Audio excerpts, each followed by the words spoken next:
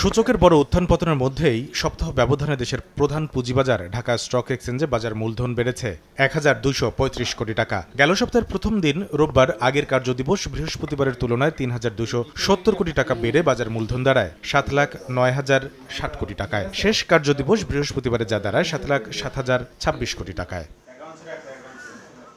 সপ্তাহ ব্যবধানে বেড়েছে ডিএসসির সবকটি সূচকও। প্রধান সূচক ডিএসসি এক্স ৪৫ পয়েন্ট বেড়ে দাঁড়িয়েছে ৫,৬৬১ পয়েন্টে। ডিএসসিতে বেড়েছে লেনদেনের পরিমাণও। সপ্তাহ জুড়ে ডিএসসিতে মোট লেনদেন হয়েছে ৪,৮০২ কোটি ৭২ লাখ টাকা। আগের সপ্তাহে যা ছিল ২,৮২৩ কোটি ৭৩ লাখ টাকা। এ সময় লেনদেন বেড়েছে ১,৯৭৮ কোটি ৯৯ লাখ টাকা। সপ্তাহ জুড়ে ডিএসসিতে ৩৯৩টি কোম্পানির শেয়ার ও মিউচুয়াল ফান্ড লেনদেন হয়েছে। এর মধ্যে দাম বেড়েছে ২৪০টির, কমেছে ১২৮টির, আর অপরিবর্তিত রয়েছে ২৫টি কোম্পানির শেয়ারের দাম। এলো বেক্সিমকো বন্ড ১৫% মুনাফায় সর্বোচ্চ হারে সবার উপরে।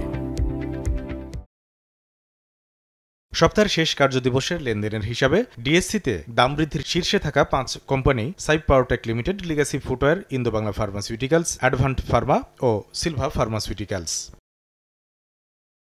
এ সময় দরপতনের শীর্ষে থাকা কোম্পানির তালিকায় রয়েছে Beacon pharmaceuticals, HR textile, Dulamia cotton spinning mills, IPDC finance ও ইনভেস্টমেন্ট কর্পোরেশন অব বাংলাদেশ।